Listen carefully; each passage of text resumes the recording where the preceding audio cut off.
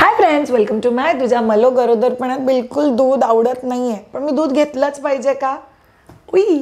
खूप महत्त्वाचं मिथ आहे नाही. सो तुमच्यापैकी कोणाला पण हे मिथ आणि याच्या अराउंड जे काही रियालिटी आहे ते जाणून घ्यायचं असेल तर हा पर्टिक्युलर व्हिडिओ नक्की बघा. चला, आपल्याकडे पूर्वीच्या काळापासून स्पेशली आयुर्वेदामध्ये दुधाचं अतिशय महत्त्व सांगितलेलं आहे. इनफॅक्ट पहिल्या महिन्यापासून ते 9व्या महिन्यापर्यंत दूध आणि दुधामध्ये मध, दुधापासून निघालेलं ताजं लोणी, दुधामध्ये तुम्ही टाकून जर तुम्ही साईचं दूध किंवा साईच्या दुधाचं दही आणि त्याचं ताक जर तुम्ही घेतलं तर त्याचा गरोदरपणात भरपूर उपयोग होतो. म्हणजे कित्येकही पद्धतीने दुधाचं महत्त्व हे सांगितलं गेलेलं आहे. कारण दुधाला हे रसायन म्हटलं जातं. रस आयन म्हणजे अशी एखादी गोष्ट जी तुम्हाला बॉडीमध्ये एनर्जी, ऊर्जा, प्रिव्हेन्शन, प्रिकॉशन या सगळ्याला मदत करते. म्हणून सर्वश्रेष्ठ रसायन हा दुधाचा दर्जा होता. पण तुम्ही कधी बघितलं आहे का की त्या काळच्या गाया, त्या काळांची गायांची जी सांभाळ करायचे शेतकरी, तो त्या लेवलचा सांभाळ हे किती चांगलं आणि किती व्यवस्थित होतं. त्याच्यामुळे त्या गायांकडून जे दूध मिळायचं ते तेवढंच चांगलं होतं. त्या दुधात काही अडल्टरेशन, युरिया, गायांना दिलेलं इंजेक्शन असं काहीच नव्हतं. त्यामुळे त्या दुधाचे फायदे पण त्या लेवलचे होते. आत्ताच्या काळात दूध नाहीच घेतलं पाहिजे का? टू बी व्हेरी ऑनेस्ट असं काहीच नाही. पण जर तुमच्यापैकी कोणाला दूध आवडतच नसेल, दूध बघूनच मळमळतंय, मला कधीच दूध आवडलं नाही, मग तुम्ही दूध घेतलंच पाहिजे असं काही आहे का? नाही. गरोदरपणात जर तुम्हाला दुधामुळे उलट्या होत असतील, त्रास होत असेल, बिलकुलही दूध जर तुम्हाला जात नसेल तर मग तुम्ही लोकांनी काय केलं पाहिजे? तुम्ही लोकांनी खूप छोट्या छोट्या सिंपल आणि महत्त्वाच्या गोष्टी केल्या लागतील. पहिली आणि महत्त्वाची गोष्ट तुम्हा लोकांना काळजी घ्यायची आहे की जर तुम्हाला दूध जात नसेल तर दही, ताक, पनीर, चीज या गोष्टींपैकी कोणती ना कोणती गोष्ट तुमच्या डाएटमध्ये पाहिजे. जर तुम्ही दूध बिलकुल घेत नसाल तर नाचणी, अमरंथ म्हणजे राजगिरा हे तुमच्या डाएटमध्ये पाहिजे, कारण ते तुमच्या कॅल्शियमची काळजी घे.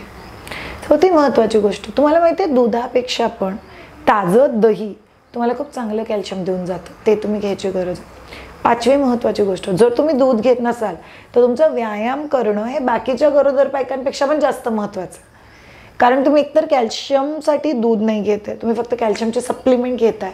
त्यातून जर तुम्ही मूवमेंट किंवा व्यायाम नाही केला तर ते दुधातलं कॅल्शियम तुमच्या बॉडीत ॲब्झॉर्बच नाही होऊ शकत. सहावी महत्त्वाची गोष्ट, जर तुम्हाला दूध आवडत नसेल तर इन्श्युअर करा की तुम्ही कॅल्शियमच्या सप्लिमेंट घ्यायला विसरणार नाही. सहावी महत्त्वाची गोष्ट, आपण लहान मुलांना कोवळं ऊन दाखवतो सकाळी 8:30 ते 9 किंवा 4:30 ते 5 ऊन. हे ऊन प्रत्येक गरोदर बाईने दिवसातून 2दा अंगावरती घेणं फार जास्त महत्त्वाचं आहे. कारण कोवळ्या उन्हामुळे तुम्हा लोकांची हाडांची ताकद, हाडांचा ठिसूळपणा कमी होणं, हाडांमध्ये कॅल्शियम ॲब्झॉर्प्शन वाढणं असे कित्येकही फायदे होऊ शकतात. नाही शिवाय माझ्या सासूबाई म्हणतात जबरदस्ती 2 ग्लास दूध पिलंच पाहिजे. हे कम्प्लीट मिथ.